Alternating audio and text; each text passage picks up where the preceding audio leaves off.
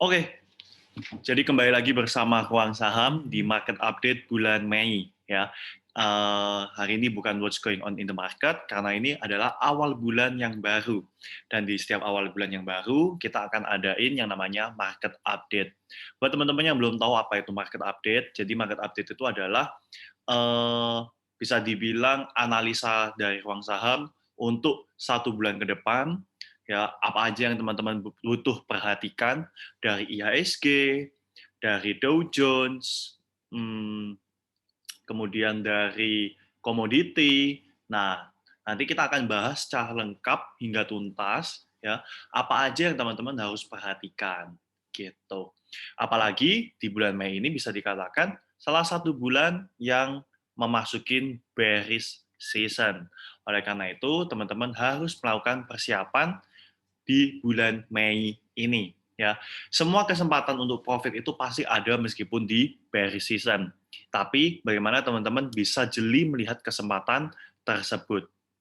Oleh karena itu, dari Ruang Saham kita akan membantu teman-teman dengan membedah yang namanya IHSG, indeks, terus makroekonomi, baik Indonesia maupun global, sehingga kita tahu apa aja sih yang akan menjadi stock watchlist kita dalam 1 bulan ke depan.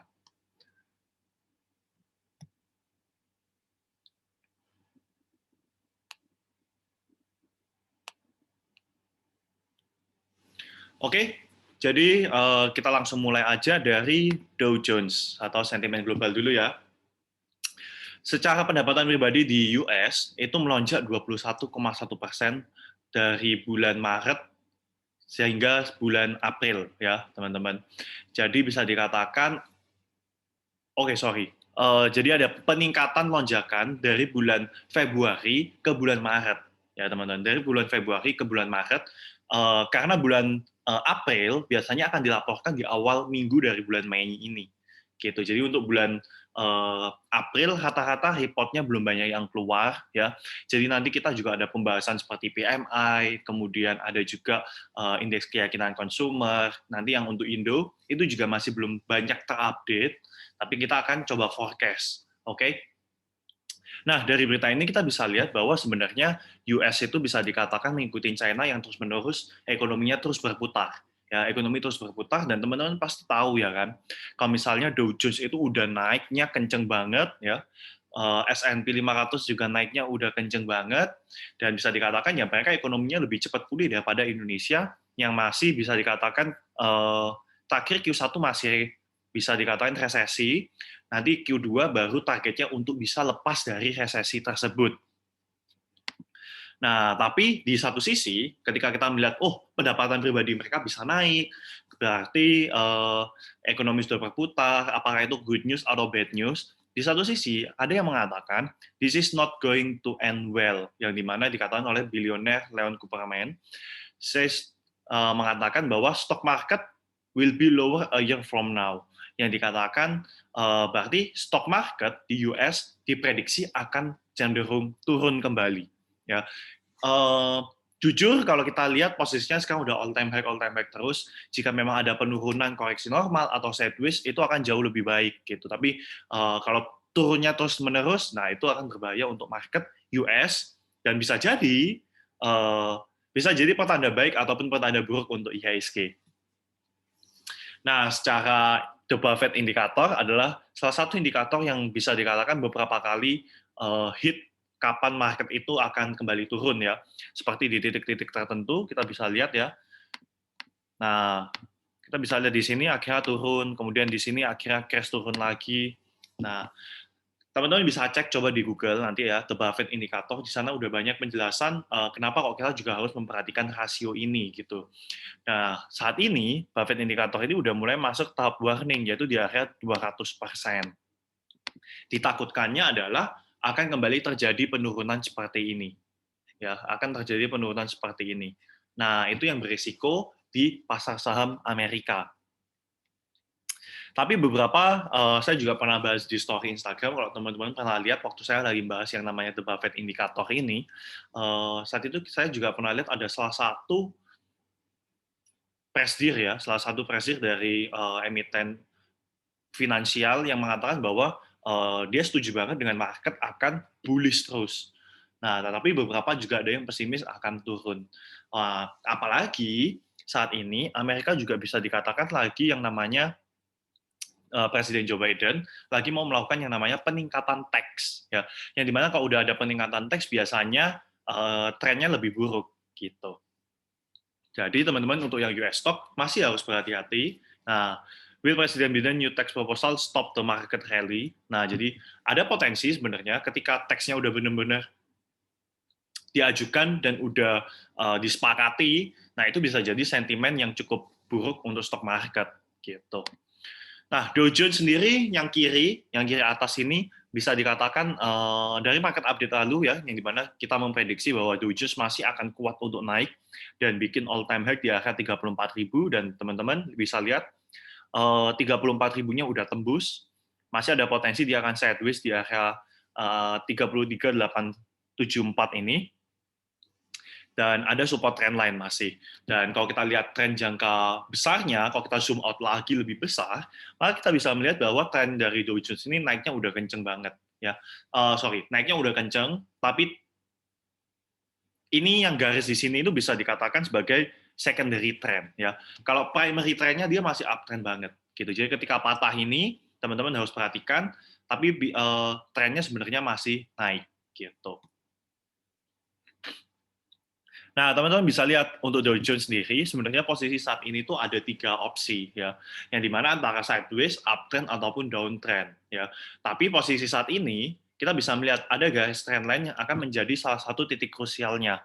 Kalau misalnya dia masih bisa bertahan di atas, dia bisa sideways terus di atas area 33.600 ini, maka bisa dikatakan Dow Jones akan sideways dulu. Kalau udah sideways biasanya market akan boring ya, hati-hati ya. Kemudian kalau misalnya dia ternyata jebol dan turun dari 33.600, nah teman-teman harus hati-hati ya. Teman-teman harus hati-hati karena ada potensi dia akan kembali bikin yang namanya downtrend. Ya, downtrendnya kemana? Downtrendnya biasanya akan ke primary trendnya dan primary trendnya cukup jauh. Nah, jika memang Dow Jones mendapatkan marketnya bisa rally lagi, ya otomatis dia akan ke A. Targetnya adalah di area 34.800 sampai 35.000. Itu adalah target dari Dow Jones. Tapi posisi saat ini saya nggak bisa seoptimis yang bulan lalu, ya. Dari Dow Jones yang di area 32 sampai ke 34, saat ini bisa dikatakan cukup banyak sentimen yang masih belum jelas dari proposal tax, indikator Buffett, beberapa pihak juga menyatakan bahwa market masih kuat rally karena perputaran ekonomi yang saat ini sudah berlangsung. Nah, jadi Dow Jones bisa dikatakan saat ini teman-teman masih harus banyak perhatikan lah. Oke, kita lanjut ada Nasdaq. Nah, Nasdaq sendiri posisinya saat ini bisa dikatakan mau rally tapi belum kuat juga, masih ada resisten di area 14.174 ini. Ya, buat indeks Nasdaq yang biasanya mewakili para emiten teknologi, teman-teman harus perhatikan ya. Biasanya kalau dia udah patah tren, emiten teknologi itu biasanya juga cepat jatuhnya, gitu ya. Meskipun dia blue chip, tapi jatuhnya bisa lumayan juga, gitu. Jadi teman-teman harus perhatikan. Tapi kalau misalnya memang dia kuat naik di atas 14.174 ini, maka bisa dikatakan US market akan terdorong banget dengan adanya kenaikan dari Nasdaq ini sendiri. Oke, kita lanjut. Nah, kemudian ada gold. Gold bisa dikatakan 2 minggu atau mungkin 2 minggu lalu, ya, 2 minggu lalu, di mana saya pernah bikin satu market update bikin yang namanya What's Going On in the Market dan membahas tentang emiten gold yang terlihat prospeknya cerah banget, ya. Tapi ternyata, teman-teman, kenaikannya hanya sementara, ya, teman-teman. Kenaikannya hanya sementara. Di mana waktu itu saya buat hari Minggu dan Seninnya bisa dikatakan MDKA langsung gap up, ya, gold memang udah di titik naiknya, tapi beberapa hari kemudian bisa dikatakan dia malah ragu-ragu, guys. Nah, kita malah mendapatkan gold ini lagi masuk di fase yang namanya sideways dulu nih. Nah, kita lagi masuk di fase sideways nih di gold. Nah, ini adalah fase sideways dulu gold. Posisinya saat ini memang masih bisa dikatakan lebih cenderung ragu-ragu. Kalau misalnya ini jebol, ya teman-teman, ini jebol, lebih baik hindari dulu gold lagi. Ya, lebih baik hindari gold lagi.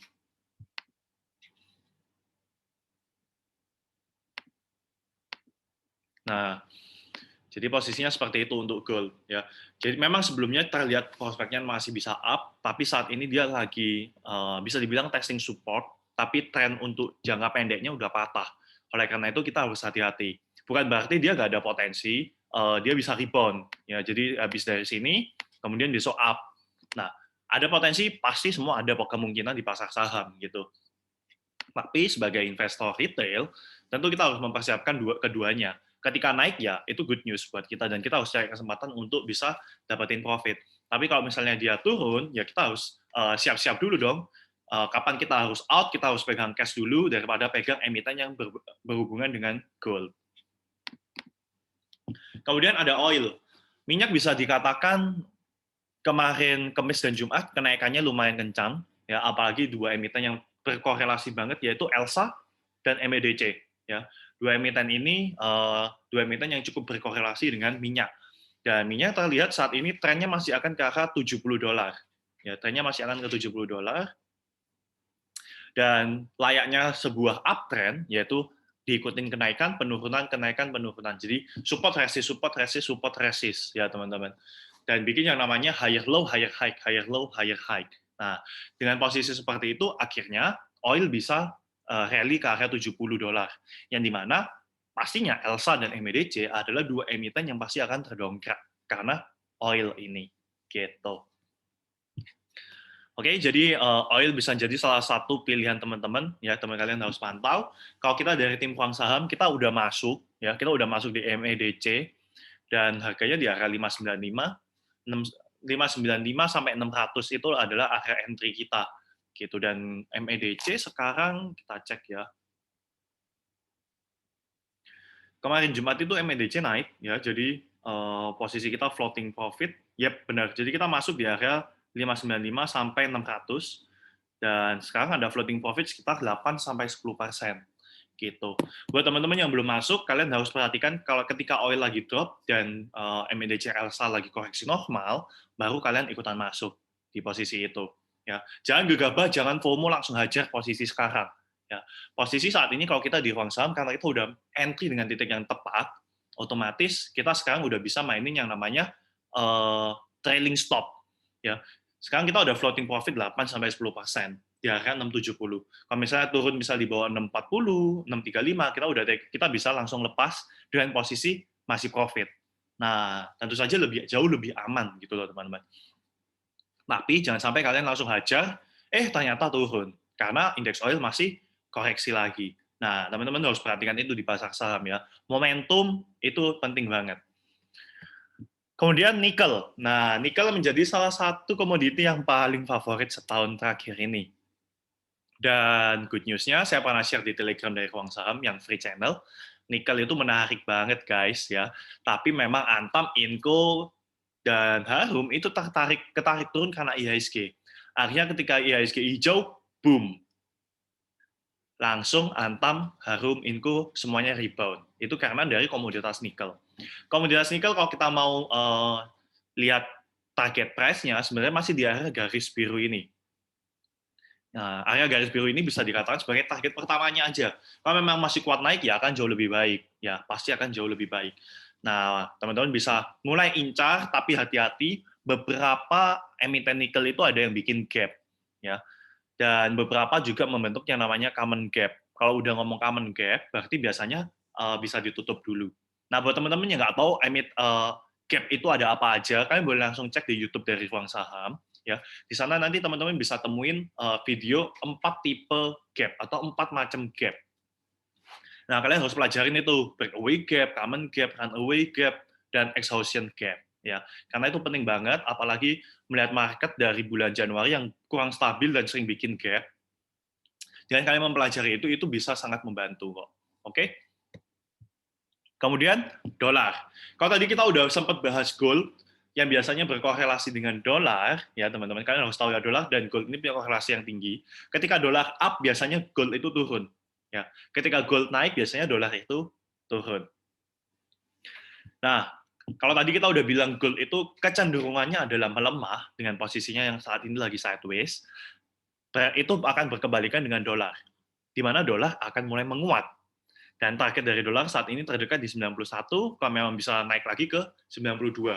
Yang berarti kalau misalnya dolar naik, gold bisa aja turun dan patah tren. Ya. Jadi itu oleh karena itu kenapa kita sebagai investor retail lebih baik kita hati-hati dulu dengan emiten gold. Oke?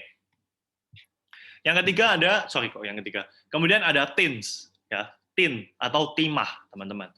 Timah saat ini kita juga pegang yang namanya, kita di Priority juga pegang yang namanya TINS, ya, salah satu emiten yang lebih kita sukai daripada Trio Nickel, ya. Jadi timah ini bisa dikatakan salah satu komoditas yang lagi kuat-kuatnya, juga, dan melihat harga komoditinya juga, kalau misalnya nikel lalu anjlok, ya, kalau nikel yang lalu anjlok, berbeda dengan timah. Timah ini malah terakhir break lagi high-nya yang lalu loh, ya. Jadi dia udah bikin higher high lagi. Nah, TIN sendiri kita udah masuk di area 1.600 dan saat ini harganya di 17.30 dengan floating profit juga 10%-an. Tapi teman-teman harus hati-hati, ya. Kita dari tim juga udah mulai hati-hati melihat ada dua candlestick seperti ini. Candlestick seperti ini bisa dikatakan sebagai stopping rally, ya. Jadi trennya mulai membentuk yang takutnya tuh akan reversal. Volumenya gede tapi kenaikannya nggak ada, ditahan-tahan udah. Yang berarti posisi di area ini ada yang namanya distribusi, ya. Jadi setiap kali harga udah mencapai area ini akan ada yang namanya distribusi. Jadi itu akan agak susah untuk harga timah untuk naik kembali. Kecuali, ya, dia akan sideways dulu seperti ini, atau dia akan koreksi lagi ke support. Nah, teman-teman harus hati-hati. Komoditi itu bisa dikatakan cukup erat dengan, emiten itu akan cukup erat korelasinya dengan komoditas yang benar-benar sejalan. Kalau misalnya timah ini nanti turun lagi, ya otomatis TIN bisa koreksi normal lagi. Ya. Jadi teman-teman harus hati-hati, manfaatkan peluangnya jika memang timah ini turun. Kalian langsung cek yang namanya emiten TINS, apakah on support apa enggak. Kalau memang on support, kalian hajar. Oke? Kemudian yang ada komoditas selanjutnya yaitu batu bara. Nah, batu bara ini menjadi salah satu emiten yang menarik nih, ya. Menarik, bisa dikatakan menarik. Kenapa? Rabu, Kamis, Jumat itu saya lihat kenaikannya mulai sedikit-sedikit tapi naik tuh guys, ya. Naiknya 1-2%, 1-2%, tapi naik. Dan itu cukup menarik, ya. Saat ini gold bisa dikatakan udah mulai mendekati yang namanya resistennya pastinya, ya. Udah mulai masuk di area resistennya. Tapi bisa manfaatkan beberapa emiten coal atau batu bara yang memang lagi on support. Kalau ada technical rebound, kita cari fast trade aja lah. 3-5% atau 5-7% itu udah good banget kok, ya. Kemudian kita lanjut, ada palm oil. Nah, palm oil minggu lalu sempat gerak sebentar, ya. Kita juga dapat ada SIMP. Ya, kita dapatnya SIMP sih, 535 ke 570. Posisinya hati-hati, ya teman-teman. Bisa dikatakan udah bikin yang namanya lower low. Ya, ini ada lower low. Oke. Kalau ada lower low, biasa trennya berarti akan berubah jadi turun, ya. Paling nggak ada koreksi ke area sekitar 3.800 ini. Lebih baik wait and see dulu, palm oil. Kemudian US 10-year government bond yield yang selama ini bisa dikatakan mengganggu rally-nya IHSG, bisa dikatakan dia mulai tertahan, dan kita harus hati-hati. Kenapa? Ketika dia tertahan, berarti dia akan buat yang namanya sideways. Ya, ketika dia udah bikin yang namanya sideways dan dia kuat, bisa jadi antara dia bisa rebound atau dia jebol. Ya, kalau misalnya dia jebol, ya itu akan jauh lebih baik. Tapi kalau dia nggak jebol, ya teman-teman siap-siap IHSG masih akan kembali tertekan. Kalau sekarang prediksi untuk US 10-year government bond yield ini gimana? Jadi kalau kita lihat trennya memang sebenarnya udah patah di sini ya teman-teman. Trennya udah patah, tapi kalian harus perhatikan, yang kalian harus perhatikan adalah potensi, bisa nggak sih dia jadi potensi downtrend? Kalau downtrend kan gini nih chart-nya. Nah, apakah bisa jadi US 10-year government bond yield ini naik sementara untuk turun lebih dalam? Bisa aja, bisa jadi DCB atau naik sementara untuk turun. Tapi kalau kita lihat trennya, sebenarnya dia udah dia patah yang namanya downtrend-nya lagi loh. Nah, bisa aja dia akan koreksi sedikit dan takutnya bisa rebound lagi ke 1800. Rebound lagi ke 1800. Nah, itu adalah yang pertama. Tapi kalau memang dia bisa turun lagi lebih dalam di sini, trennya bisa dikonfirmasi dia patah dan siap turun lebih dalam. Nah, itu akan jadi good news untuk IHSG. Tapi selama US 10-year government bond yield ini bisa sideways di sini, ya teman-teman harus siap-siap IHSG masih akan sideways panjang lagi. Gitu. Oke?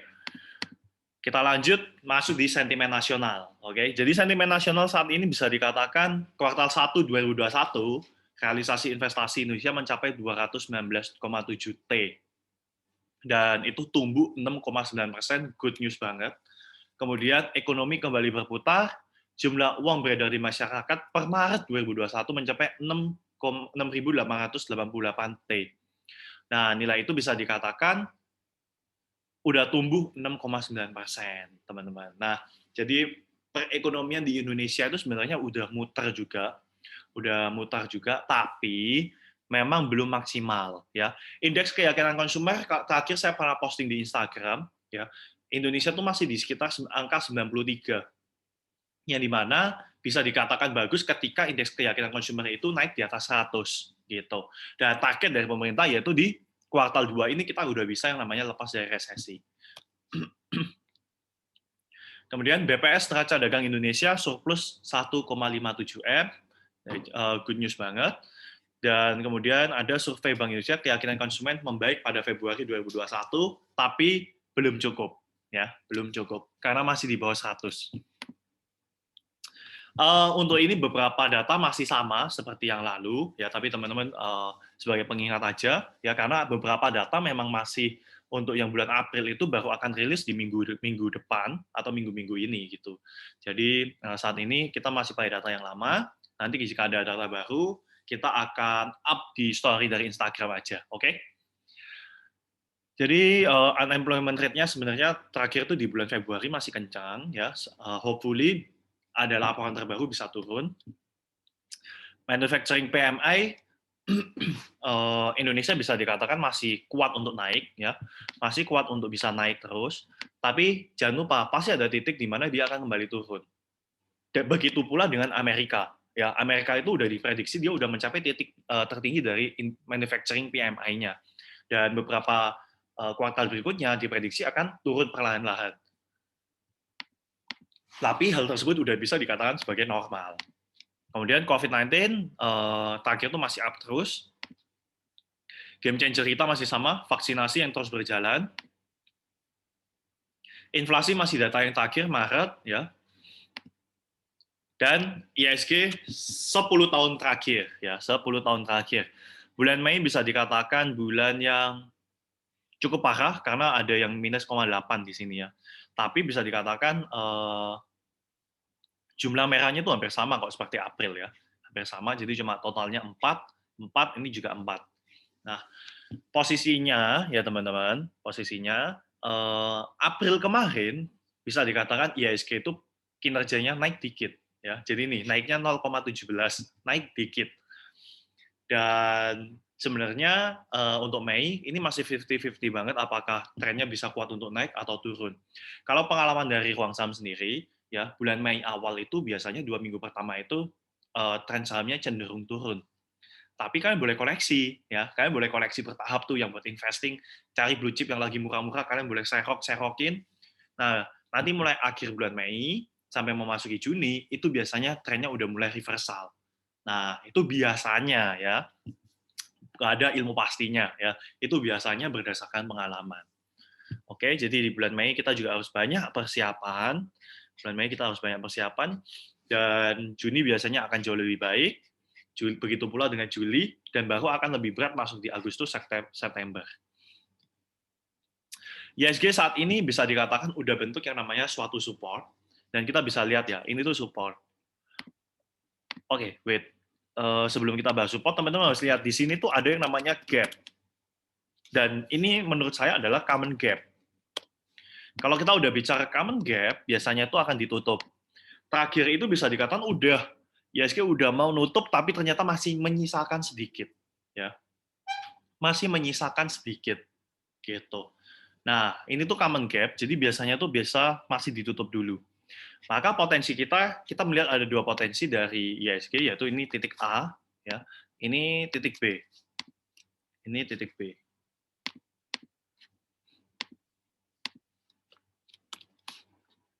Ya, titik B. Di sini kita cukup optimis bahwa IHSG masih kuat untuk sideways, ya. IHSG masih kuat untuk sideways dan belum jebol yang namanya trendline di sini. Nah, posisinya karena masih ada common gap, maka sebenarnya kita melihat bahwa IHSG bisa aja turun dulu ke support trendline, sekalian menutup gap, sekalian testing support, baru rebound untuk testing resistance 1 di sini. Tapi kalau memang ternyata sentimennya kuat, banyak faktor pendukung, bukan tidak menutup kemungkinan bahwa IHSG itu bisa langsung ke titik A. Oke? Jadi ini untuk IHSG. Nah, target lanjutannya di mana? Nah, target lanjutannya kalau memang udah bisa sampai titik A, ya sebenarnya mereka antara masih akan sideways, ya, antara mereka masih akan sideways di sini, atau ya lanjut. Lanjutnya kemana? Nah, lanjutnya ya ke titik resisten selanjutnya. Oke? Ini untuk IHSG kita. Nah, secara Fibonacci saya juga ada cek, ya posisinya itu bisa dikatakan cukup tepat, ya cukup tepat. Melihat ada dua resisten yang selalu mengganggu. Nah, kita bisa lihat Fibonacci di titik ini dan titik ini.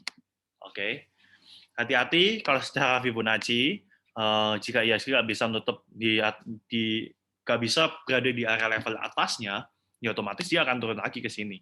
Ya, itu yang teman-teman harus hati-hati. Dividen minggu depan ada XL, Adro yang bisa dikatakan emiten yang lebih banyak dikenal, ya Adro, XL, Inco, dan Silo. Hati-hati, untuk Silo paling hati-hati ya. Harga sahamnya dari Kamis itu udah terbang banyak. Harga sahamnya dari Kamis itu udah terbang banyak. Jadi kalau misalnya dia akan membagikan dividen, kita harus hitung yieldnya juga sih. Ya, coba saya bantu hitung yieldnya. Kita kira-kira aja hitung yieldnya ya.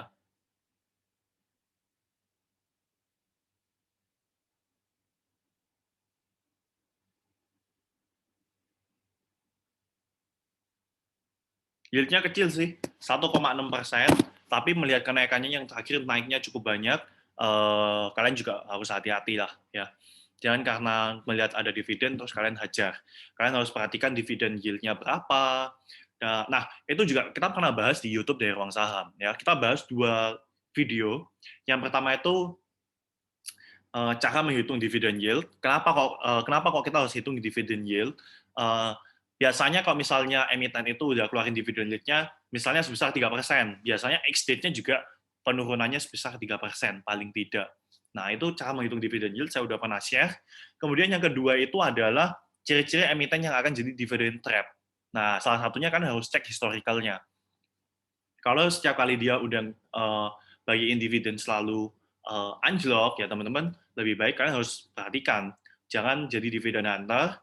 Kalau misalnya mau manfaatkan buy sekarang, lalu jualnya di calm date.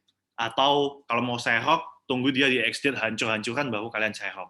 Ya, oke, kalian harus pintar dalam dua hal ini. Ya, jangan sampai hanya lihat dividen, wah diambil dah, kita beli deh dapat dividen langsung lumayan. Ternyata capital loss-nya lebih besar. Ya, jangan sampai seperti itu. Oke? Buat kalian yang masih belum ngerti, Huang Sam udah bikinin video di YouTube, ya, jadi kalian boleh tonton dan jangan sampai terjebak, oke? Oke, kita udah masuk di watchlist saham, oke? Kita udah ngobrol 25 menit, kita sekarang masuk di watchlist saham yang mungkin bisa jadi salah satu sesi yang kalian tunggu-tunggu ya. Watchlist saham yang pertama yang saat ini kita lihat ada properti. Properti itu bisa dikatakan salah satu sektoral yang kinerjanya paling tertinggal dari sektor-sektor lainnya ya, dari sektor-sektor lainnya. Dan properti biasanya ada kenaikannya biasa 1-2 hari boom, kemudian setelah itu biasanya sideways lagi. Oleh karena itu kita melihat SMRA posisinya sekarang bisa dikatakan menjadi salah satu properti yang cukup menarik untuk kita pantau, apalagi masih on support. Kalau teman-teman mau koleksi ini boleh banget.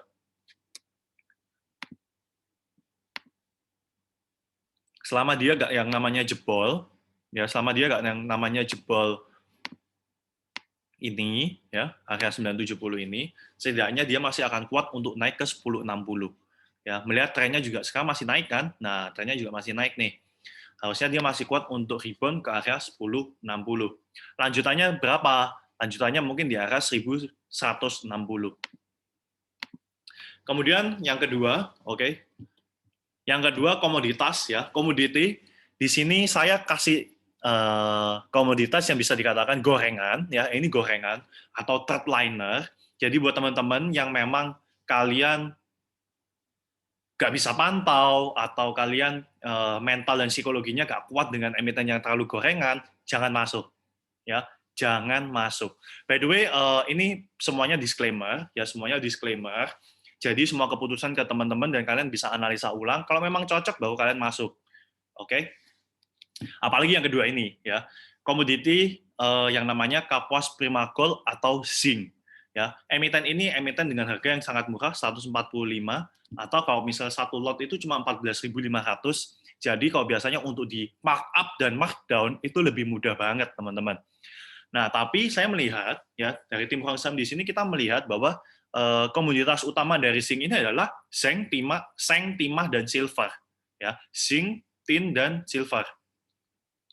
Nah, tiga komoditas ini bisa dikatakan untuk seng dan timah, seng itu lagi naik gitu loh. Jadi komoditas untuk seng itu harga indeks komoditasnya tuh lagi naik gitu. Jadi bisa jadi good news untuk zinc. Dan kalau timah kalian juga udah tahu kan, tadi ada chartnya bahwa udah naiknya banyak banget gitu. Nah, silver karena mengikuti gold bisa aja dia juga turun gitu. Oke. Nah, posisinya kalau buat teman-teman di sini kita sih masih sama. Kita coba fast trading aja baik di area 145 ini dengan target di resistennya. Resistennya di area 154 lah.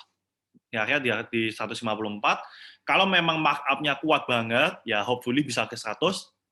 Tapi ingat, ini gorengan guys. Oke, ini gorengan. Kalian harus pasang stop loss jika misalnya turun di bawah 140, kalian pasang stop loss. Oke. Jadi kalian nanti jika memang terjun atau apa, kalian udah ada pengamannya. Oke. Itu untuk zinc ini disclaimer on dan ini memang gorengan. Kalau memang kalian nggak mau masuk di gorengan, manfaatkan yang seperti yang tadi Antam, kemudian batu bara yang lebih oke seperti Adro. Nah itu yang lebih blue chipnya lah. Oke, ini gorengannya. Ya jadi buat teman-teman yang mau masuk pikirkanlah. Oke. Kemudian di sektor ketiga ada finance yang kita lihat BBCA menjadi salah satu bank yang cukup menarik, yaitu karena udah bentuk yang namanya rounding bottom. Dimana kalau dalam suatu downtrend dan terjadi suatu rounding bottom, bisa dikatakan itu adalah suatu tanda reversal. Nah, target dari BBCA adalah base di saat area 32.000, ya maksimal 32.000 lah. Kalau ada penurunan dikit, kalian manfaatkan beli. Targetnya di 33.500 sampai 34.000 itu untuk target terdekatnya. Oke, ini untuk BBCA. Oke, jadi tiga emiten yang saya sebutkan ini adalah disclaimer. Buat teman-teman, kalian boleh analisa ulang. Kalau misalnya cocok, ya silakan ikutin. Kalau misalnya mau bikin trading plan kalian sendiri, itu jauh lebih baik. Oke? Kemudian kita lanjut US stocks. Nah, di US stocks saat ini salah satu emiten yang kita lihat paling oke itu ada Comcast namanya, Comcast. Tingkat pertumbuhan pendapatan yang diharapkan perusahaan ini tahun ini adalah 8,4%. Tapi ternyata saham Comcast melebihi ekspektasi para analis Wall Street, yaitu Comcast naik 8,8%. Nah, jadi itu good news banget sebenarnya. Nah, saat ini Comcast berada di area 56,15. Posisinya juga bisa dikatakan terakhir ada outflow besar, tapi candle-nya masih bisa balik hammer. Nah, kalau misalnya kalian mau copet-copet, ya kalian bisa gunakan Comcast, kodenya CMCSA, dengan target di $58. Oke? Hopefully bisa hit target. Buat teman-teman yang mau ikutin US Stocks ya, caranya sebenarnya gampang banget teman-teman. Ini adalah portofolio kita dari ruang saham. Nah, kalian bisa pakai aplikasi namanya GoTrade ya, di mana itu bisa jadi alternatif teman-teman buat masuk di pasar saham Amerika. Nah, GoTrade ini keunggulannya adalah kalian bisa beli emiten-emiten yang cukup mahal, misalnya seperti CMCSA $56, kalian bisa beli cuma dengan $1, itu bisa gitu. Jadi nanti dapatnya nilai per lembarnya itu masih 0,00000. Nah, kalian bisa masukin kodenya ruang saham, ini kode ruang saham 038946. Karena GoTrade ini bisa dikatakan masih invitation, jadi kalian harus masukin token ini baru bisa masuk gitu ya. Dan setelah itu kalian bisa konfirmasi ke ruang saham, baik lewat DM Instagram ataupun Telegram kita. Nanti kita akan invite di ruang saham US Stocks Club, ya, channel kita. Dan di sana biasanya kita akan sharing informasi-informasi dan tim juga akan kasihkan beberapa emiten yang menarik, tapi semuanya keputusan kembali ke kalian. Kita hanya memberikan emiten yang menarik dengan alasannya kenapa. Oke? Nah, masih sama seperti minggu-minggu sebelumnya, tips dan trik untuk di bulan Mei, kita masih cari emiten-emiten fast trade dulu, ya. Kita masih cari emiten fast trade. Buat teman-teman yang baru nonton, fast trade itu bagaimana? Fast trade itu biasanya kita cari 5-7% aja cukup, ya. Cari profit 5-7%. Itu udah cukup banget, ya, apalagi di masa IHSG lagi sideways gini. Nah, kalian juga harus perhatikan IHSG. Ketika IHSG benar-benar bisa mantul dari support dan siap untuk naik, baru kalian masukin lebih banyak. Tapi nanti kalau udah sampai kena resist, mulai kalian banyakin cash lagi. Ya, di posisi market seperti ini, di trading kalian harus benar-benar bisa jaga momentum money management kalian. Kapan in, kapan out. Oke? Kemudian kalian cek sektoral ya. Saat ini sih kita masih pakai yang 9 sektor. 9 sektor. Terakhir sempat pemerintah ada tambahin jadi 11 sektor ya, ada teknologi sendiri dan kesehatan sendiri. Nah, kalian harus cek sektoralnya. Jika memang sektoralnya mendukung, biasanya saham-saham yang berada di sektor itu juga akan lebih terdukung dong. Gitu. Buat investing, manfaatkan penurunan bulan Maret, April, Mei untuk koleksi secara dollar cost averaging ya. Di dollar cost averaging. Nah, jadi untuk dollar cost averaging ini maksudnya kalian bisa beli secara bertahap, boleh setiap minggu atau biasanya sih lebih orang tuh setiap bulan ya. Setiap bulan ketika mereka udah punya dapat pendapatan bulanannya, mereka sisihkan beberapa untuk saham dan mereka belikan saham. Kemudian tunggu bulan depan kalian belikan lagi. Nah, kalian bisa gunakan dollar cost averaging untuk meminimalkan risiko di market yang bisa dikatakan masih sideways dan belum stabil ini gitu. Berbeda kalau misalnya marketnya memang lagi up ya, kalian hajar aja itu. Nah, hasil analisa tim Puang Saham dalam seminggu terakhir ini kita bisa lihat di bulan April kita terakhir udah pernah dapat BRMS 10% ya, MPMX bahkan sampai 17% dan saat ini masih naik teman-teman. Kemudian TINS, nah kita masuk 1580 sampai 1600. Target 1700 tapi kita masih hold ya. Dengan stop loss-nya ya udah kita atur sendiri lah. DMMX, ADI dan PIVA juga kita dapat nih 18%. Selain itu jackpot kita ada di LPPF ya, di mana gain-nya mencapai 50% ya di LPPF. Nah, teman-teman bisa lihat ini ada testimoni juga dari para klien dan ini adalah trading plan yang biasa kita kasih beserta tanggalnya, teman-teman bisa lihat. Nah, ini juga ada April 23 kita dan tim udah fokus banget di MEDC ya. MEDC itu ada dua komoditas karena kalian perlu tahu yaitu oil dan copper. Oil udah naik dari $61 ke $64 dan copper itu harganya udah naik terus, teman-teman. Dan dua komoditi ini bisa jadi kalau yang copper itu bisa jadi, udah banyak dipantau oleh para analis Wall Street juga, yang dimana mereka melihat kenaikan copper ini wah banget gitu dan pastinya berimbas ke emiten yang berhubungan. Dan boom, MEDC sekarang di 670 udah lebih dari target area gitu, oke? Dan beberapa analis juga memprediksi oil price rally towards $70. Jadi target dari Wall Street ya, analis Wall Street memperkirakan harga minyak akan naik ke area $70. Nah, fasilitas dari ruang saham ini harus saya tekankan berkali-kali ya teman-teman. Kita hanya ada 3, yaitu edukasi saham, seminar atau workshop, kemudian ruang saham investing channel, dan priority trading group. Untuk edukasi kita workshop biasanya saat ini masih via online, dan kita akan adain di bulan Juni, setelah bulan April kemarin sold out. Ya, kemudian setelah bulan kemarin April sold out, dan sekarang kita buka lagi Juni, hanya untuk 30 orang, kita cuma sediain 30 orang. Kenapa? Karena agar bisa lebih fokus dan teman-teman bisa lebih banyak tanya jawab dengan tim kita juga. Selain itu kalian juga pasti akan dapetin yang namanya workbook. Ya, kalian akan dapetin yang namanya workbook, di mana itu buku untuk teman-teman bisa latihan dan belajar kembali kalau teman-teman lupa. Ya, dan kita ada 2 fasilitas, investing channel dan trading group. Investing channel bentuknya akan berbentuk e-book, dan kita terakhir udah taking profit di 2 emiten, yang satu ada Bagger, Healing, dan Bevin. Nanti saya akan tunjukkan hasilnya. Dan buat teman-teman yang mau join investing channel, manfaatkan 1 minggu pertama ini, karena kita akan rilis e-book kita untuk kuartal 2 2021 ini. Dan tentunya ada beberapa emiten yang sudah menjadi incaran kita. Nah, jangan sampai kalian ketinggalan, oke? Kemudian yang ketiga yaitu ada priority trading group, yang dimana teman-teman bisa dapetin seperti analisa yang tadi, yang ada MEDC, PIVA, dan lain-lain. Oke, itu adalah hasil dari tim ruang saham kita, dan hasilnya cukup memuaskan untuk beberapa bulan terakhir, di mana IHSG banyak terjun, tapi kita masih bisa yang namanya mempertahankan kinerja.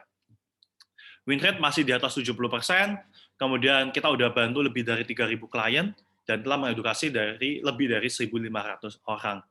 Januari, kemudian ini Februari, Maret bisa dikatakan ada penurunan kinerja ya, dari yang sebelumnya 85% ke 60%, karena memang bulan Maret bisa dikatakan IHSG lagi terjun-terjunnya, tapi kita masih bisa pertahankan win rate kita di plus ya teman-teman.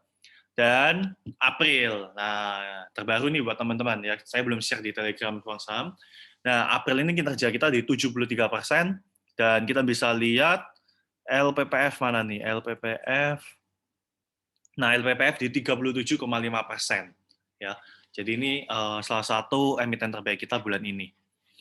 Nah, teman-teman bisa bandingkan ya. Di sini kalau teman-teman lihat gain dan loss ya, gainnya posisi saat ini kita masih banyak cari yang 5-7%, tapi kalau memang jackpot bisa dapat seperti LPPF, MPPA 16%, Truk 12%.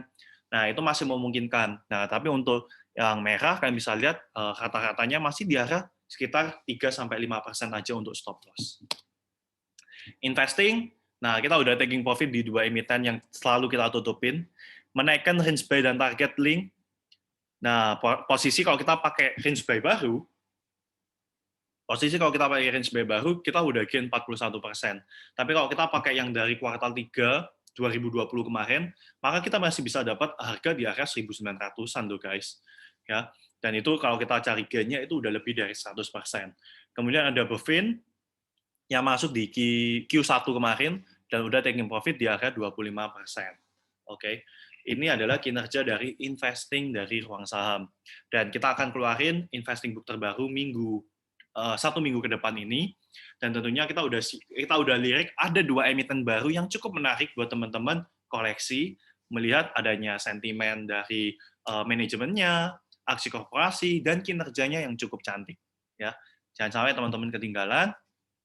Buat teman-teman yang tertarik dengan fasilitas dari ruang saham ini, baik investing, workshop, dan priority trading group, kalian bisa langsung klik link yang ada di live chat, ya, kalian bisa langsung klik link yang ada di live chat.